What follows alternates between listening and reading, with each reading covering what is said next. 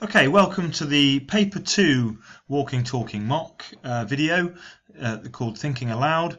This one is going to talk you through the reading paper of an AQA GCSE Paper 2, and it's going to focus in particular on the Glastonbury and Greenwich Fair texts. Remember, these are two non-fiction texts. A copy of these is made available to you in the green and in the yellow booklets. The yellow booklet contains the source texts and the green booklet contains the question. In order to complete this walking talking mock or this exam walkthrough, you're going to need some paper and some highlighters or different coloured pens as well. So take a moment to get all of your equipment together, and we will begin with question 1 shortly. Okay, question 1 asks you to focus on the first part of source A, which is lines 1 to 14, and it instructs you to choose from the 4 statements below which are true.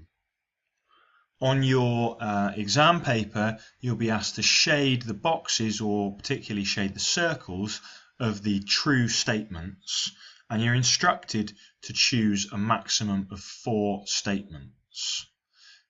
There will be 8 in total, so there will be 4 true and 4 false, and it's your job to work out which are true and which are false. The statements are there, and they're also on your practice paper. So we'll look at some advice for this question. The question needs to take about 5 minutes, certainly no longer than that. Only 4 of the statements are true, but what you can do is eliminate the false statements, the obviously false ones, to help narrow down your choices. So you could perhaps cross those ones out on your question paper. Obviously don't shade in the box, because you only shade in the box or the circle for the ones that are true. In order to complete this question, you will need to read carefully. Some of the statements are almost misleading because they will contain a phrase or part of a sentence from the text, but will not necessarily be true. Sometimes you'll have to read around. You'll always need to read the full sentence. Sometimes you might need to read the sentences before to get a true understanding of what the text says in order to know whether the statement is true or false. Finally, it sounds obvious, but to some students it isn't, and I know that there were students last summer who were caught out by this. You have to shade in the circles. This question is actually marked by a computer, so if you write T and F next to the statements, true and false, the computer will not necessarily be able to read that. Hopefully they'll recheck your answer and give you the correct marks, but actually there's a chance that they won't. So follow the instructions and shade the circles. Okay, have a go. Alright, so here's a walkthrough of the first question. We're looking for 4 statements below which are true, and we know we're looking for source A from lines 1 to 14. So it doesn't hurt to identify first of all the section that we're looking at. So we're looking, all of our answers we know will be between these lines. The first statement is that Anton is standing in water covered in mud. Well, it says here Anton is standing knee-deep in tea-coloured water.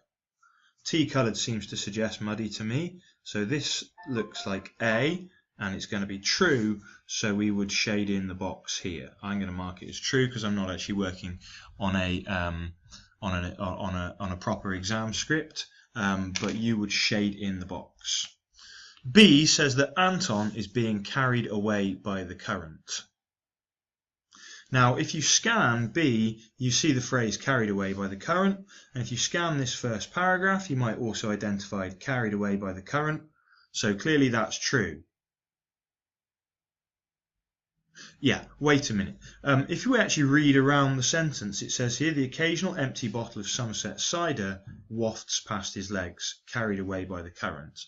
Clearly the current's not strong enough to carry Anton away, but it is strong enough to carry away the cider, so this one is false.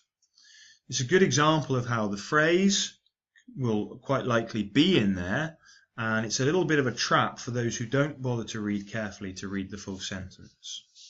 C says that Glastonbury is a scene of near total devastation. If we scan read down here, we see that Anton sweeps his arm in a grandiose arc encompassing a scene of near total devastation. Now, there's a little bit more thinking to do with this one, because the question says that Glastonbury is a scene of near total devastation, but the sentence says that Anton kind of makes a gesture that shows a scene of near total devastation. So you have to do a little bit of inference here to work out that, well, where is Anton? He is in Glastonbury. So this scene of near total devastation, it is Glastonbury, and that is a true statement. For D, and this one caught a lot of people out when we've done this as a class mock, it says the moorings of the tent are floating down the hillside. If you read the sentence carefully, it says, in one field, a series of tents has lost its moorings in a recent thunderstorm and is floating down the hillside. So we've got moorings and we've got floating down the hillside. What it doesn't actually say is that it's the moorings that are floating. Actually, it's a series of tents that have lost their moorings. It's those that are floating down the hillside. In all likelihood, the moorings are probably left fixed in the mud. So if you have a little think about it, you'll realise that that one, although it seems true, is actually false. For E, it suggests that the writer is shivering and caught in a thunderstorm. We have shivering people here, and we have a recent thunderstorm. But if we read carefully, it's not the writer, it's a group of shivering and half-naked people. And the thunderstorm, we don't expressly see that the writer was caught in that. That isn't said clearly, so that one we can identify as false. For F, it suggests that half-naked people are running after their tents. The tents are being chased by a group of shivering half-naked people. This statement is true. By elimination now, actually the hard G is in some way a difficult one. It's not directly said, you have to infer it. But we already, by elimination, have identified 1, 2, 3 false statements, and we have 2 left here. The writer was not surprised to find it was wet and muddy, and that first the writer was not pleased to be sent to Glastonbury. So we know one's true and one's false, working by elimination. In this sentence here, in the third paragraph, the writer says, when I was told that the Sunday Telegraph was sending me to experience Glastonbury for the first time, my first reaction was one of undiluted horror. So clearly we can see that it's true to say the writer was not pleased to be sent to Glastonbury. Finally, this one I think we can eliminate. When we read here, it says, still at least I thought the weather was good. England was in the grip of a heat wave. And this one's got a bit of a negative in it, so the writer was not surprised to find it was wet and muddy. Well, actually, if the writer thought there was a heat wave, the writer actually was surprised to find it wet and muddy. So by reading this statement carefully and definitely picking out the fact that it says not, we can identify that as false. So in order to complete this question, we've got to read closely, we've got to read the statements closely, and we've got to read the section closely, and we've often got to read a full sentence. Sometimes we actually need to infer a meaning by reading carefully, which might mean reading more than just the phrase that connects the statement to the text.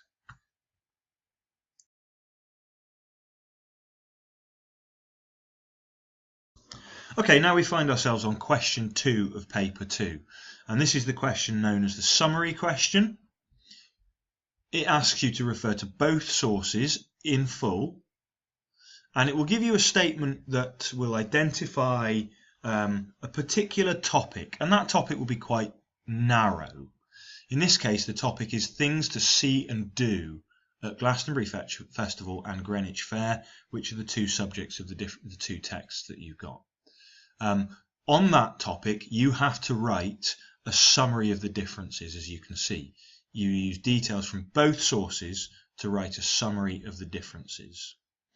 This question causes a lot of uncertainty and confusion. Summary is not a skill that everyone is confident with, but actually I think that with the right advice and a good understanding of this question, it's reasonably simple, and you should be able to get a good level of the marks for this.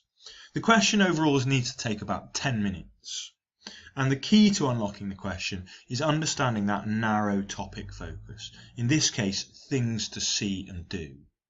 And the reason that that's going to make this understanding the topic focus will make the question easier for you is because not all of the two texts will be relevant to that topic. It's likely actually that there are certain paragraphs which are particularly about things to see and do, whilst other sections aren't. So it's important there, as you see point 2, that you scan these texts and you find the relevant sections and look at those ones in detail. Thirdly, you're going to need to annotate some of those key details about the topic from each text, and remember that you're looking for differences. So you're looking for things that are quite different, and I'll talk to you about that in a moment, about the similarities and differences between the texts. Finally, then you'll write up the things that you've annotated, the details that you've identified, and you'll need to infer from both texts. So you'll need to show some awareness of what you're being shown to explain what it's suggesting to you. And to finish your answer, you'll have to make some kind of explanation of why the things to see and do are different in each text, because this is a summary of differences, not similarities. If you look at the advice section on the top of the right-hand column here, there's some important advice, mainly to get into band 3 or band 4. So really to get a 5 or a 4 or a 5 or higher, you have to make an inference from both texts. And in italics there, that simple little sentence starter that can help you to show an examiner that you are inferring. You could also say, this infers that, or I can infer from this that. So it's just about, once you've chosen your detail, showing your clear awareness of what it's suggesting to you. For the second bullet point in my advice here, it's worth pointing out that the two texts are likely to be quite similar. They will have similar topics, and there will definitely be similarities between the topics in each text, and these two texts are no exception. But you've been asked to focus on the differences. So whilst making similarities and links between the two topics might seem the easiest thing to do, it could actually be a little bit harder to find how they're different. And looking for differences should send you in search of meaningful inferences. You have to think quite carefully about the meanings behind the details that writers have included to say what's different between text A and text B. So this search for differences will definitely help you to get inferences in both texts. Finally, in red, clear advice: do not analyse language in this question. You're not expected to use terms, you aren't expected to label verbs or to look at language features. That will not help you to gain marks. It will in the next question, but the summary question is not language analysis.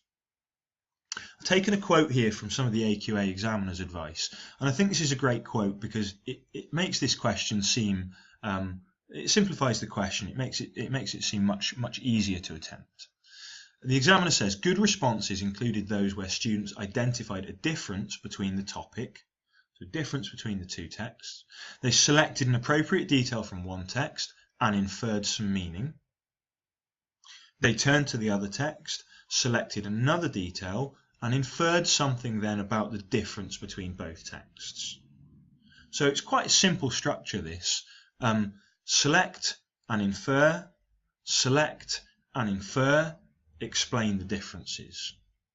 Now if you look at the mark scheme here where I've put the 4 bands in the pink box at the bottom left hand column, to be in band 1 your response will be simple and there'll be a limited summary. So you might pick out a couple of details but you won't make any inference.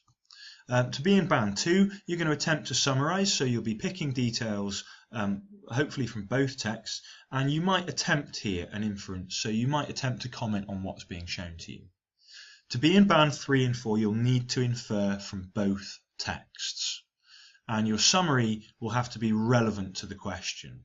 So you'll have to have picked the right information that links to the topic focus of the question.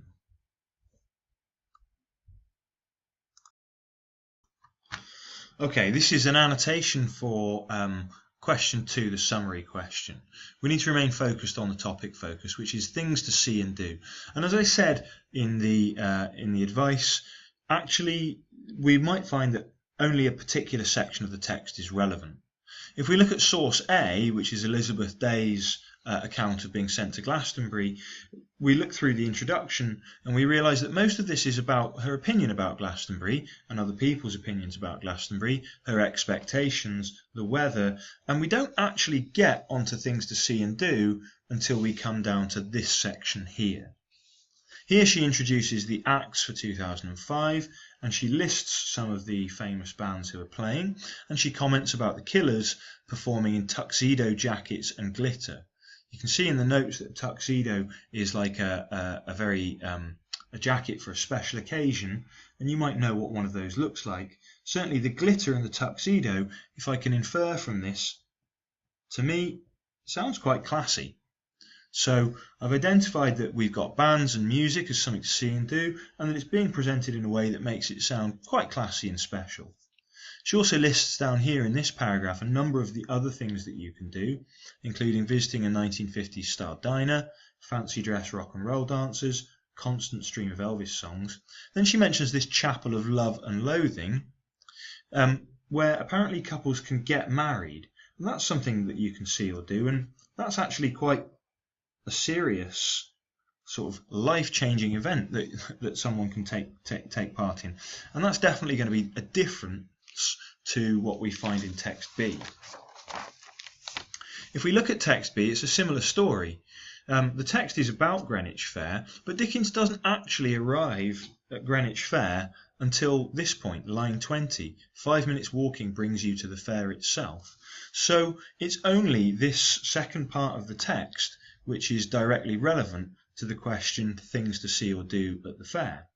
In this first paragraph, Dickens lists a whole range of the different foods that you can experience here. Real spice nuts, pennyworths of pickled salmon, oysters, a species of snail floating in a green liquid. So he has some food and it sounds very diverse, but also some of it is disgusting. This snail in a green-looking liquid. As we read on, we realise that there's also music in this second paragraph where Dickens describes himself in the crowd, but it's the noise of a dozen bands with 3 drums in each, all playing different tunes at the same time. Whilst we had quite an organised list of the headline acts in Glastonbury, here it seems like everything's happening all at once, and it actually sounds to me like it's a little bit chaotic, disorganised. Finally, Dickens lists some of the entertainments, and there's lots of performance that's going on: melodrama, pantomime, comic song and overture. Actually, there are a number of similarities between text B and text A. They both sound like there's an awful lot going on, but we aren't looking for similarities, we're looking for differences. So our key differences are that text B focuses on the food, which sounds quite diverse but also partly quite disgusting. Text B has music, which is similar, but this music is chaotic and disorganised. It also has entertainment, just as text A does, but the entertainment perhaps doesn't contain anyone actually getting married.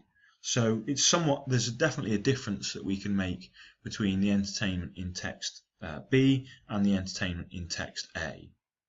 If you take anything from this annotation, it's worth understanding that only certain sections of the text will be relevant to that summary question, and it's your job to find which question is relevant and choose what items of things to see or do that you are going to focus on.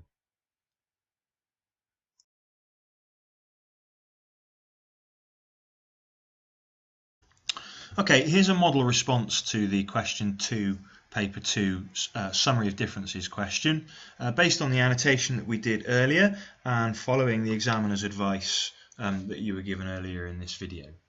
I started off by identifying text A and saying that the writer identifies the bands that you can see at Glastonbury. These include well-known famous acts, which suggests that Glastonbury gives you a chance to see famous performers. Fairly straightforward point, I suppose. Not a great deal of inference there, but I have gone on to infer here. The writer notes that one band perform in tuxedo jackets and glitter, indicating that the performances are quite flashy and impressive. That's a clear inference from text A. The writer also mentions the different activities in different areas, including a chapel of love where you can get married. This suggests that Glastonbury offers unexpected activities that you might not find at other events. So I've included a couple of clear references that are both things to see and do, and I've tried to infer about both of them. I now need to identify how text B is different, and I've done that in this paragraph here. In text B, Dickens identifies a range of different foods on offer at Greenwich Fair. These include some items that don't sound very tasty, e.g. the snails floating in green liquid. Like Glastonbury, the things to do are unusual, but eating snails seems less serious than getting married, so perhaps the fair is less well organised. Also, like Glastonbury, there is music and performance, but the dozen bands are all playing different tunes at the same time, so it sounds much less organised. So overall, I've tried to make the point that text B, whilst it has similarities with text A, it sounds a bit more chaotic and a little less well organised. I think I could have expressed myself a little more clearly in some places here, but what I have done that I think is really important is that I've identified parts of the text that answer the topic, things to see and do, and I've made an inference about each of those things. And I've then made comment on how, or explained to a certain extent, how text A and text B are different. It is a tricky skill to summarise this way, but to simplify it, choose your references that match the topic of the question. Make an inference about each, and then explain how the things that you've inferred are somehow different. Okay, we're now on to question 3 of paper 2, which is a language question that's similar to the second question of paper 1. This question will tell you which section of the text you are to focus on, and in this case it's source B, which is Dickens' description of the fair itself, which runs from line 19 to the end. That's quite a large section of text, so there's a lot to choose from. The question asks, how does Dickens use language to make you, the reader, feel part of the fair? So we know that this is focused on methods because this is a how question. So it's not what language does he use. Identifying the language isn't going to be enough. We're going to have to explain how it works. And this question has a topic focus, which is this idea that it makes you feel part of the fair. The question is slightly different from question 2 on paper 1 because it's worth 12 marks, and that's going to affect the time that you should spend on the question. So you should look to spend about 15 minutes on this question. To start with, you'll underline the topic focus of the question so that you're definitely selecting language that connects to the topic in the question. You'll then want to highlight 3 or 4 short quotes for your evidence and try and identify the methods or techniques that the writer is using. Remember that you will get credit for explaining how those techniques have affected the reader, so you need to choose the ones that you think are having a particular effect on you and explain how that is. Finally, then you write up your response and you'll need to comment on how those methods that you selected are presenting whatever it is you've been asked to focus on in the question. I've left some advice here for you for explaining the effects of language. The sentence starters in italics there are very useful. You only get credit in this question for explaining the effect of language on the reader. So it helps once you've identified your evidence to comment, this shows how, this connotes, it suggests to the reader. The fourth one there is really, really worthwhile, and that's the in particular. The verb so-and-so shows how. This is what we call word level analysis, and it's suggested here in the key methods, where I've suggested that you can zoom in on adjectives, verbs, phrases or adverbs. The examiners are very clear that good responses are often those that zoom in on language and that look in detail. That's what we might call analysis, and that will help you move towards band 4, which is the top band in this question. In order to be in band 4, you'll have to give an analysis of the effects.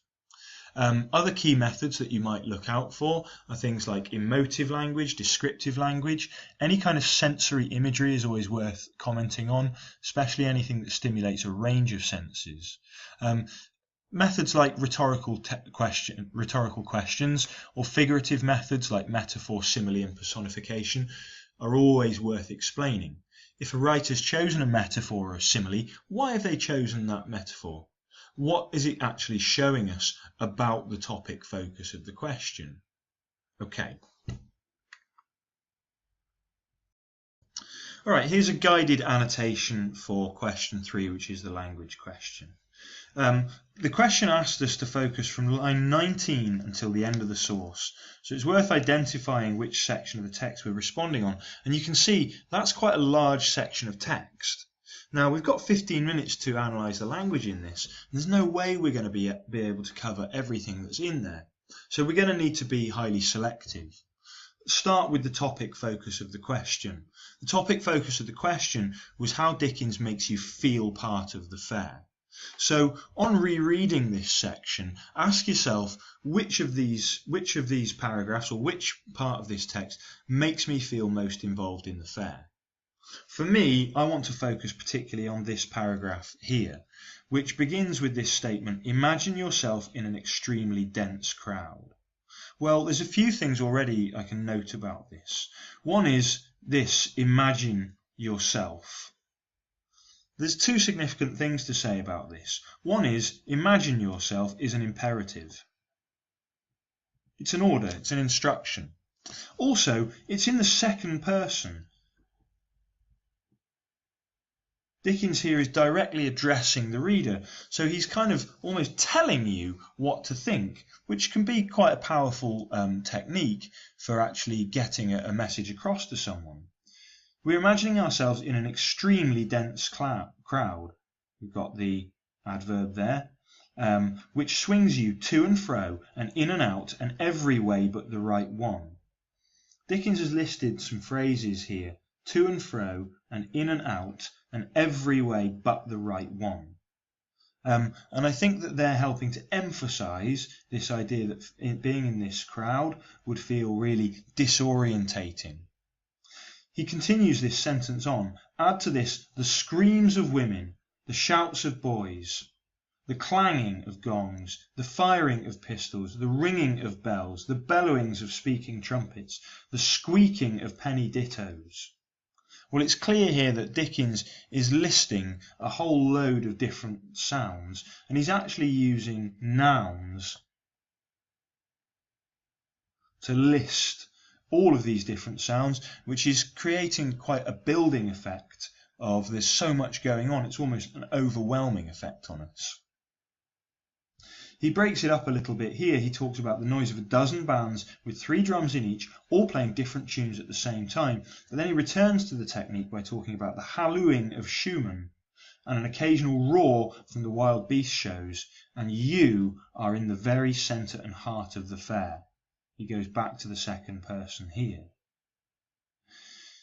This is all one sentence. Normally, we would encourage you, or it's wise to be very cautious when considering writing about sentence types in a language response. You can write about sentence types in a language response, but only when you think you've got something meaningful to say about them. For this really extended sentence that builds up through a kind of listing of different clauses, I think it would be an occasion where it's really wise to talk about the fact that the long sentence is building this idea of climax and attempting to have this overwhelming effect on the reader. In terms of identifying the techniques used, well, we've got a kind of a repetition of nouns here. We might call this an anaphora because actually the beginnings of the clauses, the clanging, the firing, the ringing, the bellowings, the squeaking, they're forming a kind of a repeated pattern which is helping to create this building effect. I think that for a 15-minute response, I think that there's enough in there for you to respond to, and that you wouldn't necessarily have to look elsewhere. It is really good advice to look in detail, perhaps, at a short section that you think helps you answer the question particularly well. Don't feel that you have to cover a broad range. Remember, we are going to be looking at focusing at word level analysis, so we want to zoom into these quotations and pick out words and comment. That means you're only going to be able to do a certain amount. For me, I'm going to talk about this imperative and the first and the second person that starts the sentence off. I'm going to talk about these phrases here, you to and fro and in and out and every way but the right one, and the effect of that in presenting what it's like to be in the crowd. I'm also then going to talk about these listing of nouns, this anaphora at the beginning of his clauses. And I think that 1, 2, 3 focuses here will be enough to get me through this question.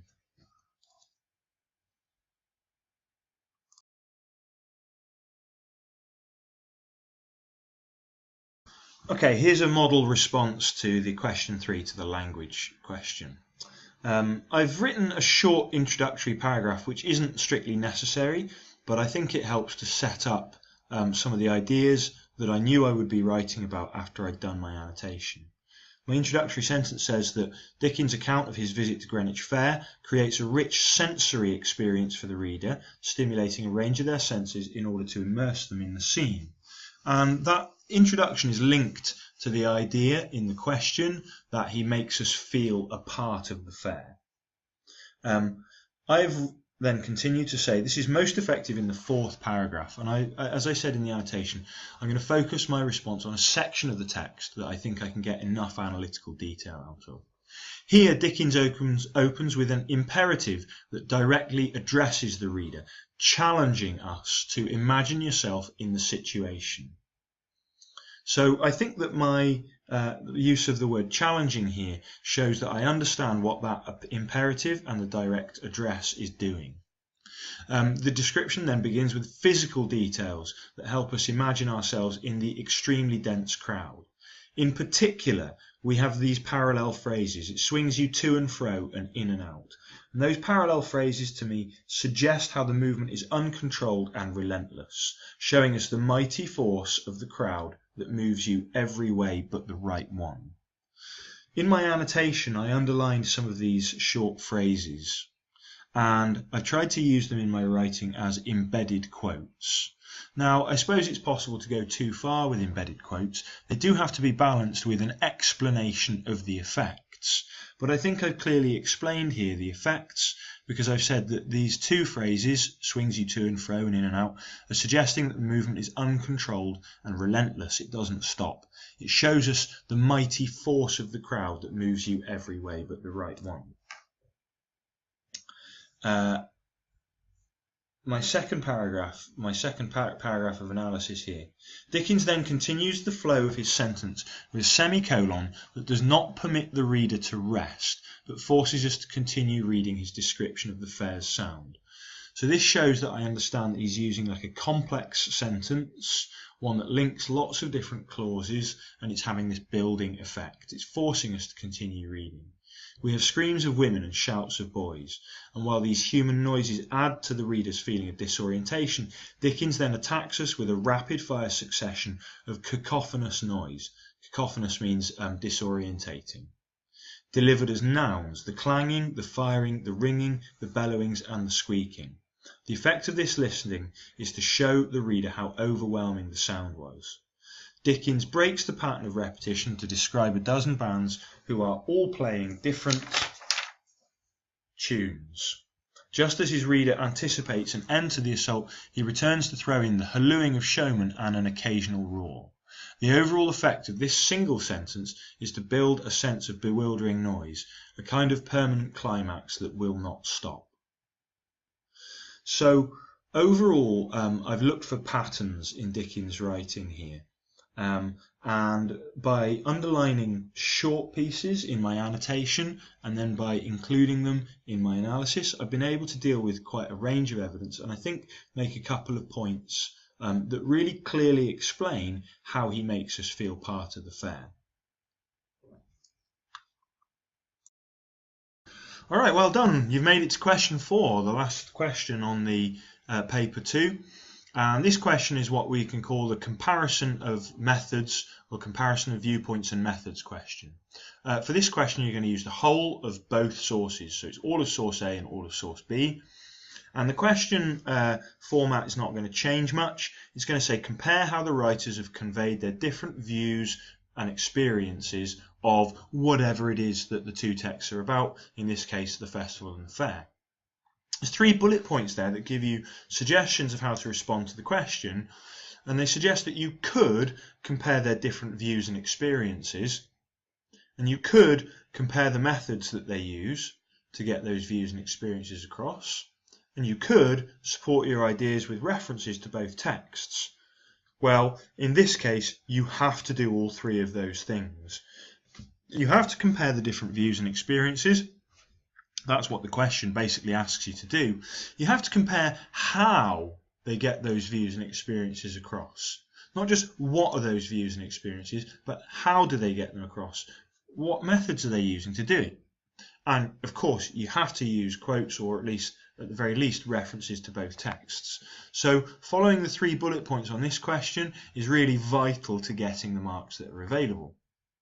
It's a 16-mark question and it should take you around 20 minutes. And underneath there you can see where it says the question is about both what the writers are saying, so the meaning of what they say, but also how they get their message across. And it's really important to get clear that this is about the what and the how. And in order to get the marks on this question, you have to talk about how.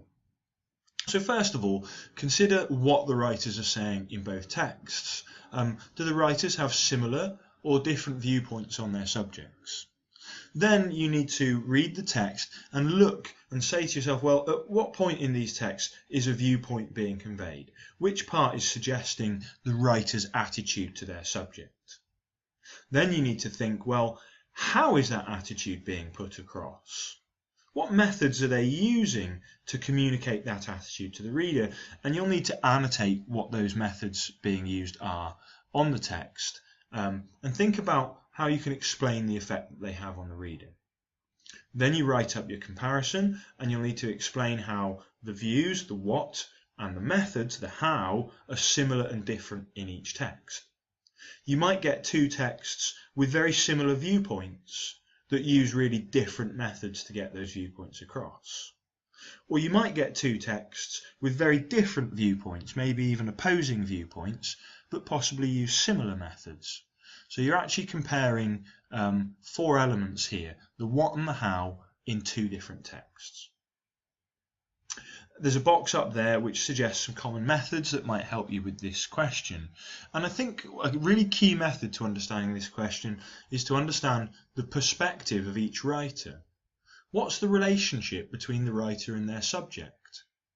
Frequently in this question we find that we might have one text which is looking back on something that's happened in the past, whilst the other text is looking forward to something that might happen in the future. Or we might find that in one text the writer has experienced something and they're telling you about their experience and it's something that they know really well. In another text they might be talking about something that's new or relatively unknown to them. So by considering what the writer's perspective is like, what the relationship between them and their subject is like, can be a really good starting point for helping us to understand the methods that they're using. Don't forget that tone is method, and if the 2 texts are getting their message across by using different tones, one might be using a humorous tone, another might be quite angry and passionate. That's a really effective method to compare. The quality of the language is obviously something we should think about. Are they using a lot of figurative language, metaphor, simile and personification? Do they use sensory language, like imagery? Or are they using persuasive devices such as rhetorical questions? Other language features are definitely worth thinking of because language, of course, is a method. So repetitions, word choices, or different sentence types and forms. Although, a note of caution, it can be very difficult to explain clearly what different sentence types and forms are doing. So unless you're very confident at explaining language, possibly avoid sentence types. Finally there, structure is method. Now there isn't actually a structure question on this paper. Of course you've done a structure question in paper 1. But the two articles or the two extracts, the two texts will be structured in some way, and that structure could well be part of how they get their viewpoint across. It could be perhaps a changing viewpoint, or it could be something where they look at a particular problem or maybe move on to look at an example of that problem. Well, if that structure helps to communicate the viewpoint, then it's something that you can analyse in this question. The mark scheme shows the 4 bands, and it shows you there very much how you have to combine the what they're saying and the how they're saying it. In examiners speak, the what is the ideas and perspectives, are you comparing them? And the how is the explanation of methods, are you explaining methods? You need to be doing both to score highly in any band. So even if you're in band 2, you need some comment on methods just to get to the top of band 2.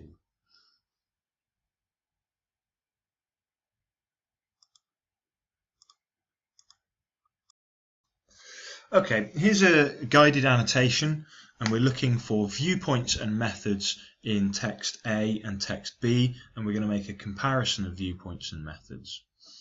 It's always worth reading any kind of context that they give you for the article, and it says here that Elizabeth Day has been sent to report on the 2005 Glastonbury Festival for a Sunday newspaper. So we know that this is a piece of journalism and that our writer here is a journalist. Titles are frequently significant, and this question, are we having fun yet, suggests her uncertainty about Glastonbury and whether it's actually a nice experience. And that's actually a key method that she uses. She uses this uncertainty about her own viewpoint. Her viewpoint actually changes throughout the article. In paragraph 3 here, she notes how her initial reaction was one of undiluted horror. Excuse me while I get a pen that works. Here we go. It was one of undiluted horror.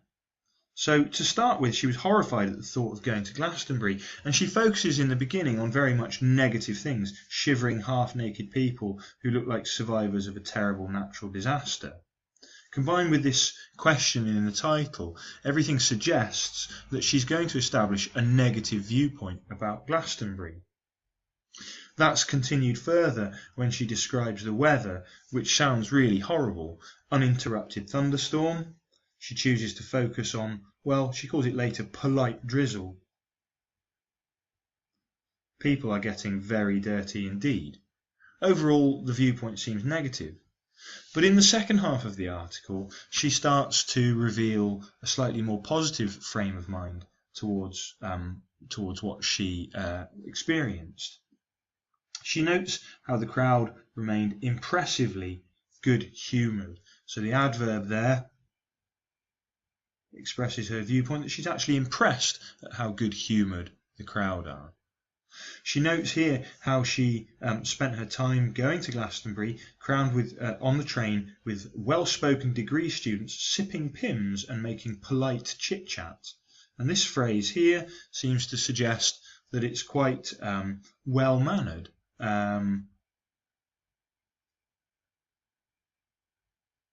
She seems impressed. Finally then, she describes at the end a healthy degree of wackiness. And that adjective, healthy, seems to suggest to me that she quite likes this wacky, strange Glastonbury, even though she didn't think that she would. Finally, she has this interaction with the guy. She asks, what happened to your shoes? They got washed away with my tent, he says cheerily. she starts describing people positively. Even though the weather's bad, her attitude towards the people there is really positive. And she sums up her viewpoint at the end with this: bizarrely, everyone seems to be having a brilliant time. So we've got the adjective brilliant and the adverb bizarrely. There are broad grins wherever I look. In fact, it's almost nice, this Glastonbury thing.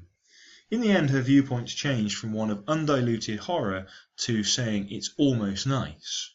So I think this text is an opportunity to talk about how the structure is carrying across a viewpoint. It's a journalistic piece of writing in which she pretends, or at least presents herself as really reluctant to go to Glastonbury, but actually the tone changes from a negative tone to a more positive tone, and in the end, with this understatement, it's almost nice, she finally seems to be won over. Text B, Greenwich Fair, is just from Dickens's writing. And we get the information here that's also important, that it's an annual event that he enjoyed. And overall, I think that the viewpoint is positive throughout. However, unlike text A, Dickens doesn't present his own opinion. He seems instead to focus more on the third person. He describes the events and the characters that you would meet. And he doesn't once slip into first person and say, I this, or I think that, or this happened to me. This is focused very much, this piece, on the sensory description and helping you to imagine that you're there, rather than giving you a direct, explicit opinion about the place. And that's a key difference in perspective between these two articles. Both of them have experienced what they're going through, but one presents her own opinions and viewpoints as if she's judging it, and the other really just focuses much more on describing what happens.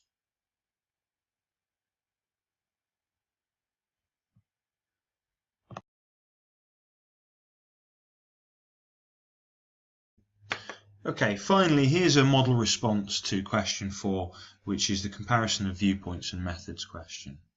Remind yourselves that we're looking here for an answer that deals with not just what are the viewpoints that the writers are getting across, but how are they communicating those viewpoints.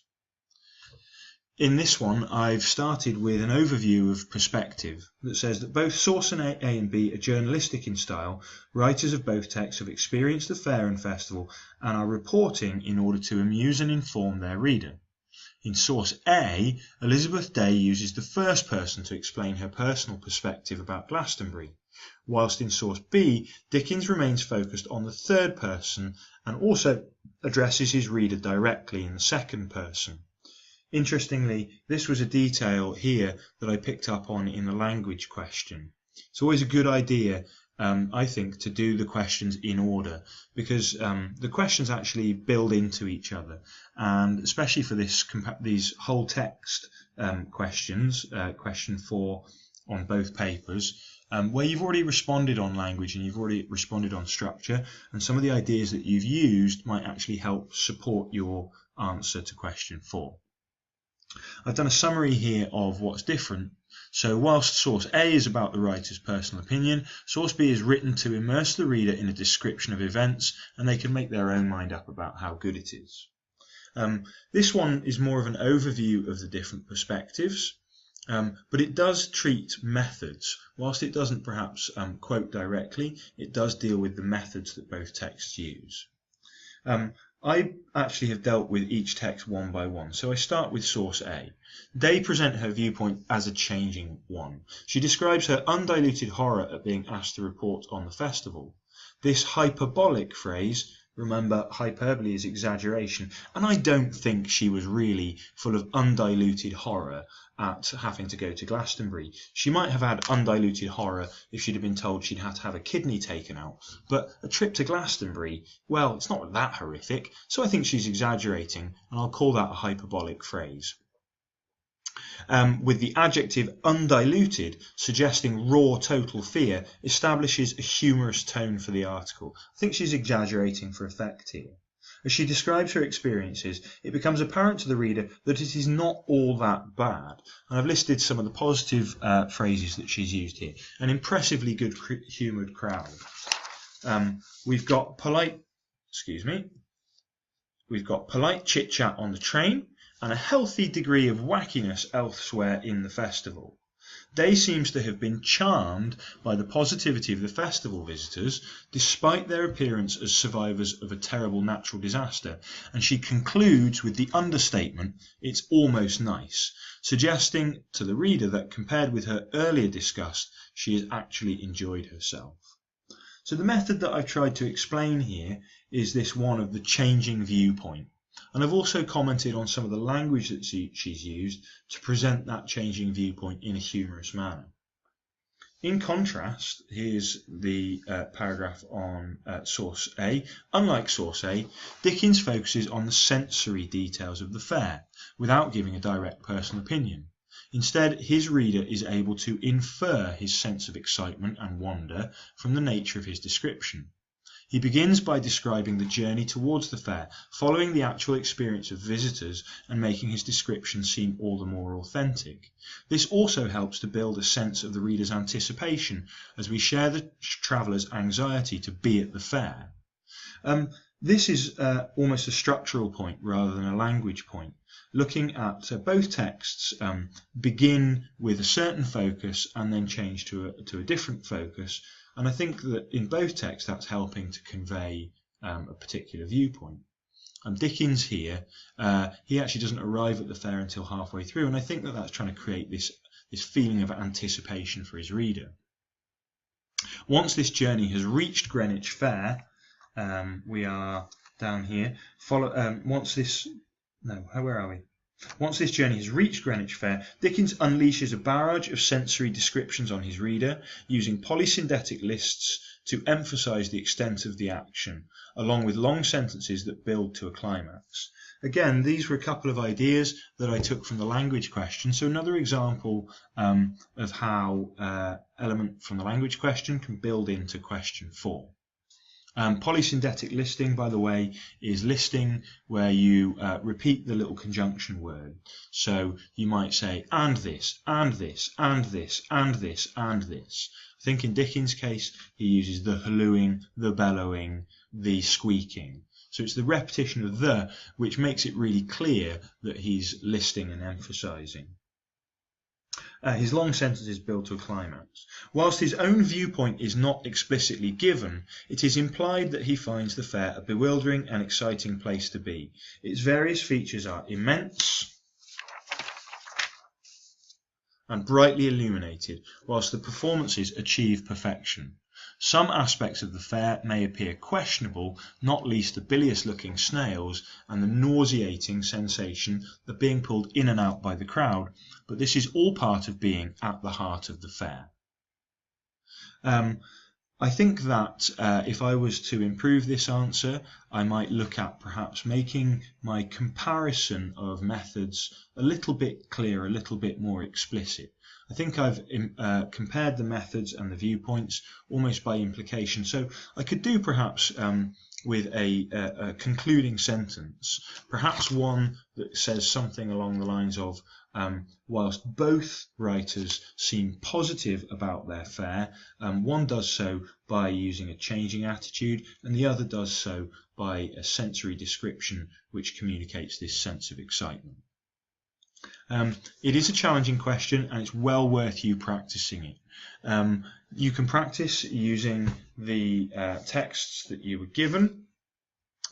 You now, if you follow both of these videos, will have done Dust, Bricks and Glass, and also Are We Having Fun Yet? And Greenwich Fair.